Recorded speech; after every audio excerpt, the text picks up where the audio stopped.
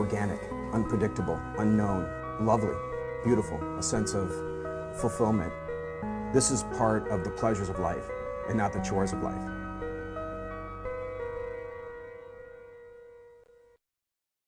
On this edition of Daily Iowan TV, out with the old and in with the new. Learn what new director is making changes to the UI's education program. And we have the very first exclusive interview with Samantha Goody, known as Vodka Samm. And in sports, we continue to get you ready for this weekend's game against Northwestern. That's all coming up next. This is Daily Iowan TV. I'm Tom Brokaw. For more than 100 years now, the University of Iowa community has been waking up to the Daily Iowan.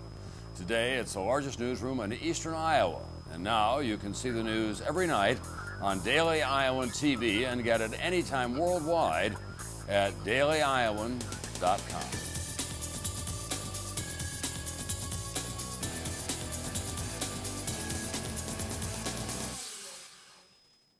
Welcome everyone, and thanks for watching. I'm Rebecca Swibes. And I'm Jacob Esser. And there was a shocking discovery on campus earlier this morning. A UI teaching assistant accidentally emailed 80-plus students a file attachment of salacious pictures instead of a study guide. The pictures claimed to be from a video chat where the TA was cybersexing. The news blew up on Twitter early Wednesday morning in Iowa City. Even with scandal going viral, the TA went on to continue teaching class like nothing happened. There is a new director for the Department of Education at the UI. Brad Buck was named the department head and spoke on campus about his priorities and initiatives in his new role. Kelsey Kniff has the details on what Buck has in store for the College of Education's future. In his first year as the director of the College of Education, Dr. Brad Buck has lots of ideas for change. What I'm most excited about changing coming into this role would be an emphasis on alignment of systems. And so we have lots of people working really hard in Iowa. And so what can we do to align the local school districts, the area education agencies, and the Department of Ed to make sure we optimize our resources so that we can impact the learning of kids. Along with alignment and making sure learning is maximized, one of the main things that Buck plans to work on is Iowa's 2013 Education Reform Program. The Reform Program gives each of Iowa's 346 school districts the option to adopt a leadership system that will use the expertise of top teachers to improve instruction in the classroom and raise student achievement. Many of the students in the College of Education are excited for all the changes he has in store, especially the leadership program.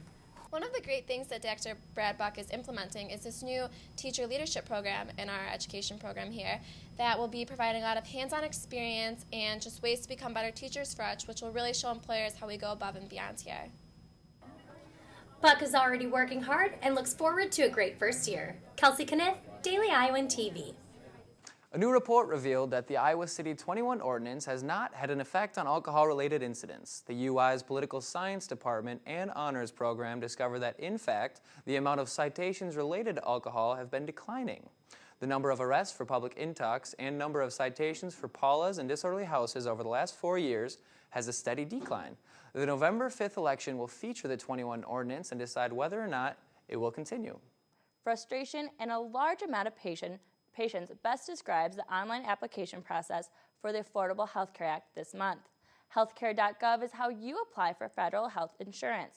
But this program isn't working due to several issues with the website. In fact, Professor Dan Shane says it's barely functioning. The Health Care Act means that everyone must be covered by health insurance by 2014. So now it's a waiting game to see if the website can work through the glitches. States that are relying on the federal government and this website that isn't working properly.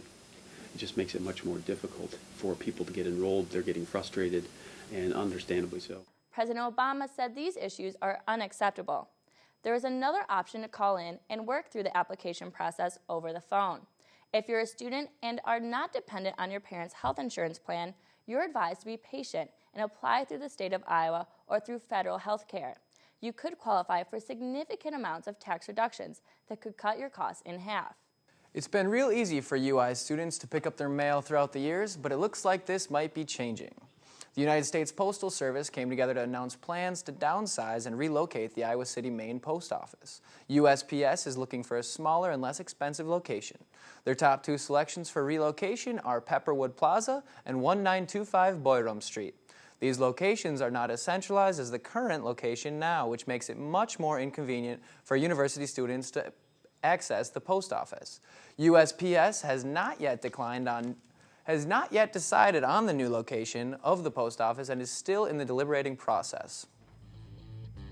Coming up later in the show, and I'll tell you what's been buzzing around Iowa City in our Wednesday segment of Hawkeye Buzz. Later in sports, Game 1 of the 2013 World Series. But now we'll hand it over to our own Tiara Simpson with your weather forecast. Tiara?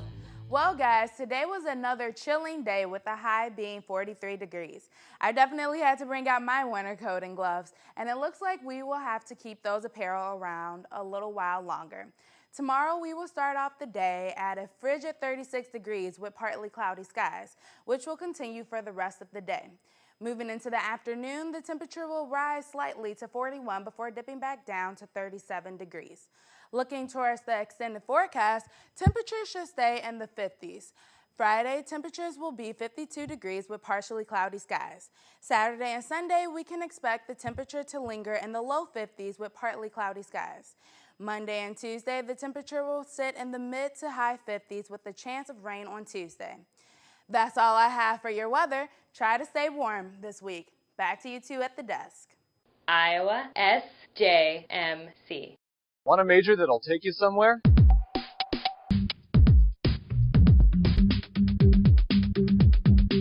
I joined and now I'm in Los Angeles, California, interning for Conan O'Brien at Warner Brothers Studios.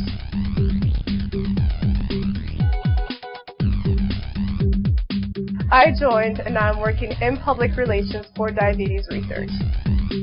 SJMC.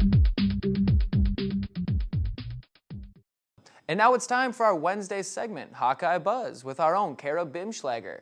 Kara, what's buzzing? Thanks, Rebecca, and welcome back to Hawkeye Buzz. Alyssa is out today, so I'm here to keep you updated on what's going on in the entertainment world. And guys, I've got 3 words for you: Waka Flocka Flame. The popular rapper whose hit single No Hands was number 13 on the U.S. Billboard Hot 100 is coming to Iowa City. He will appear at the Union Bar on November 11th. Tickets are on sale now for $15, and for a bit more money, you can even meet the rapper. How cool is that? Now guys, if you've been going through minion withdrawal like me, check out Despicable Me 2 playing all weekend at the Iowa Theater in the IMU. And if you and your parents are looking for a more action type of movie to watch this weekend for Parents Weekend, White House Down, starring People Magazine's Sexiest Man Alive, Channing Tatum, will also be playing. I think I know now where my parents and I will be this weekend after the game. Well, that's all I've got for today's edition of Hawkeye Buzz. Have a great Parents Weekend, everyone, and back to you two at the desk. Thanks for that, Kara. And now let's throw it over to Cody Goodwin for a look at everything black and gold. Cody?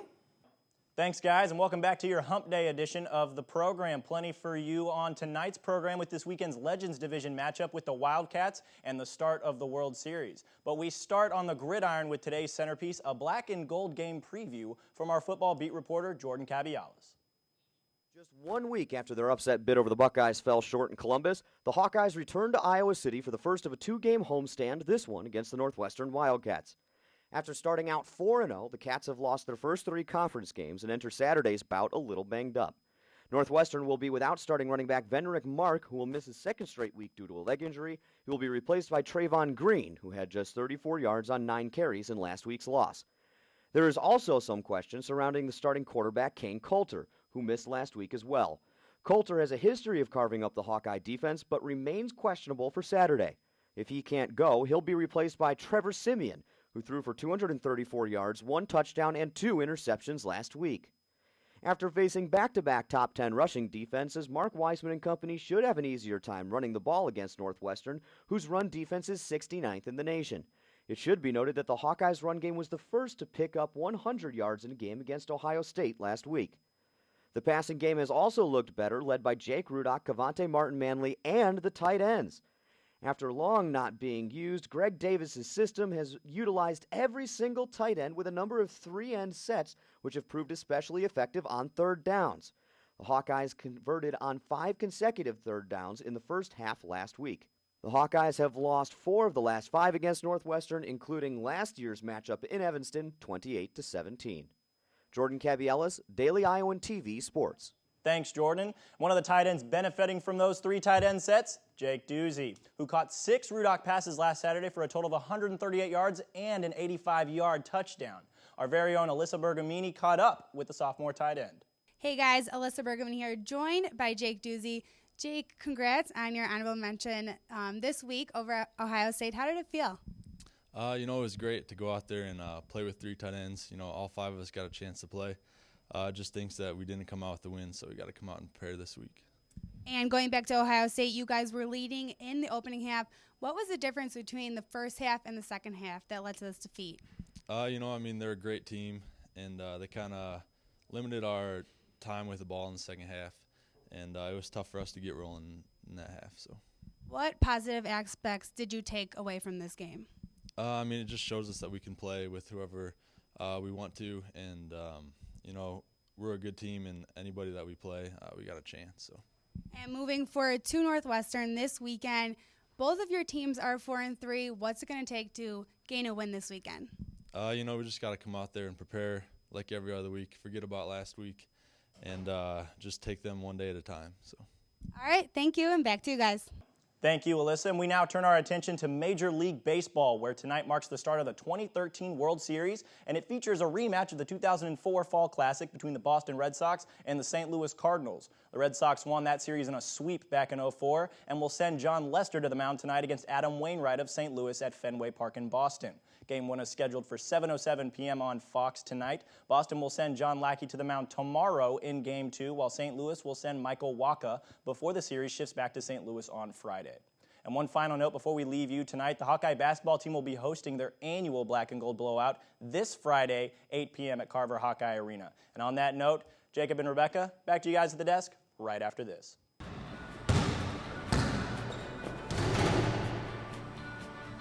We're bigger, we're deeper, and we're more experienced than we've ever been. Here's White, ducks it through. Evans gets the step on the drive, score it, and a foul. Now he throws it down. Carver with the playback to Aaron White.